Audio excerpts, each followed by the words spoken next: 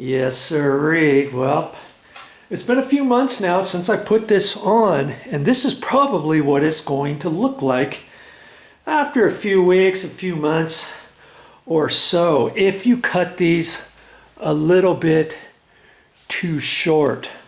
And, you know, when I installed these, you remember this garage door had a layer of insulation that was built into the pads. We still wanted to put this on, so when I measured this, I should have measured and allowed a little bit more height on those, so that when it was right here, it would push in this way and push in there a little bit further. That's what I should have done. And see, these here, it came out. Now, it's not falling out all the way because these middle things are holding it from coming out. Plus I taped the ends. So now what I'm going to do is I'm going to go ahead and tape. I'm going to push this up, lift it up, and split the difference between here and down there. So I know if it needs to be lifted up a little bit. And I'm going to go ahead and tape along there with my clear tape. Now see, there's another little spot right there. I see, and not all these panels have done that. See, these, see how this is gonna bow out and then go in. That's because the thickness of the rest of this garage door wasn't able to allow the insulation to fit down inside of there because it already had a layer of built-in insulation in there. Do you see what I mean? And so that's why I should have allowed for that and cut those a little bit longer. I'll know in the future, and you know, I helped one of my neighbors do it, and I cut theirs a little bit longer, and theirs seems to be fine. So my loss is your gain, and I'll just kind of touch this stuff up. See, there's a little piece there. See, I didn't run the clear tape up far enough. And so I'm just going to spend a little bit of time. See, here's another little spot right there after I push that in. And make this all look really good. It's because this pulled away. But again, the clear tape, I only ran it to there. I should have ran it up further. See? And so I'll do a once over on this.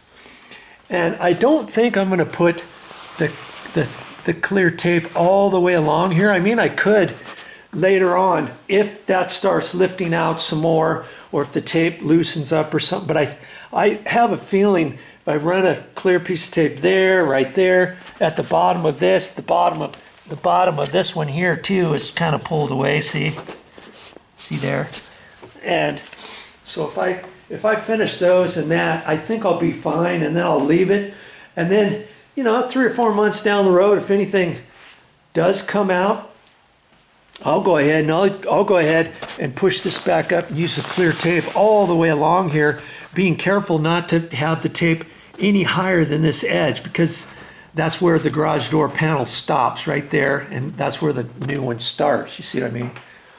And you know, this insulation has really kept the garage a lot warmer. For some reason, Momi seems to think that some of the other condo owners in here think there's no insulation above here, and then this goes up into the bedroom up above, and lots of people are complaining that their bedrooms are cold up here, and I don't know if that's the case or not. This summer I'm gonna poke a hole and figure out whether or not there's insulation up there or not. If there's not, then hey, there's a whole another video series about cutting the sheetrock out of here, putting insulation up there, putting more sheetrock back up, how I'm going to do that, where the garage door opener is and the light fixture and all that kind of stuff. But you know, for the time being, the Momi seems to think that the bedroom above here is a lot warmer during the winter than not. And mind you, these condos are 15 years old. And you know, if you're using your little garage area, now this is just one single garage, but if you're using a garage area like this for your exercise equipment, or you do work projects, woodworking projects or something, think about putting insulation in your garage door. It might just help you out. Now I'm gonna use this little deal. This is a little hand one. This is one of those cheapos, and I happen to like to use this, believe it or not, way more than this. I just don't like using this. This is for shipping or boxes, for storage boxes, or if you're moving. They use that one, but even that, I like to pull it out by hand and do it. Now for something like this, because I'm just pulling out little pieces at a time, it's way easier to use one of these little cheap ones. And then when your tape runs out, you can pull this thing apart. See there, right there? You can pull that apart. You can put another roll of tape in there. And so that is what I'm going to use to go and tape this back up. Hey, if you're going to do a job, any DIY job, you might as well spend the time and do it right.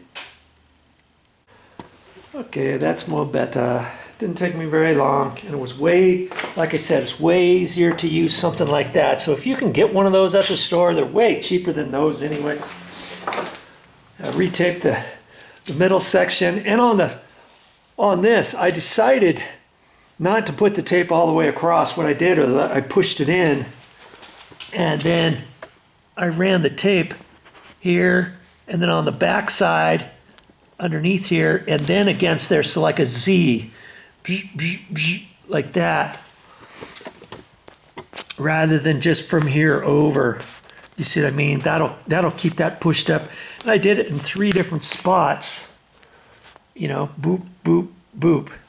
And then I did the same thing down there for this panel, and then I also did it for that panel down there. Retouched up stuff over here, did a little finagling over there, and I'm just going to leave it like that. I'm going to leave it like that and see what happens after a couple months.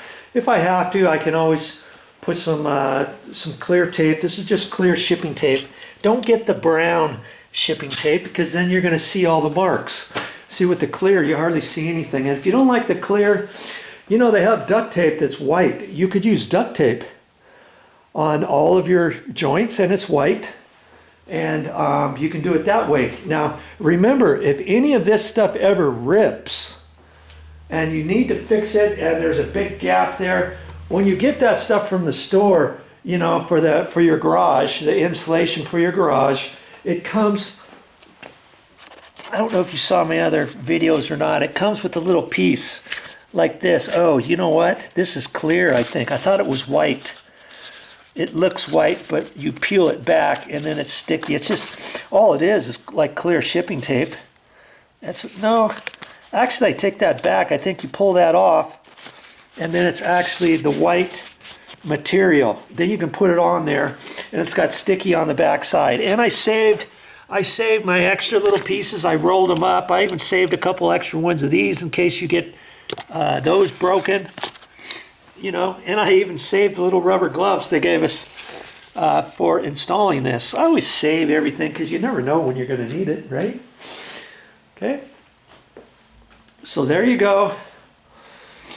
And hey, like I say, it didn't take me very long. And if you want to watch the entire video series, I'm making a video, an entire video series, you know, part 1, part 2, part 3, however many parts it took, because there's lots of measuring involved, there's lots of cutting involved, if you want it to look right, okay? And I'll explain all that on details in the entire video series. Make sure you watch the whole thing. All right, that's it for now.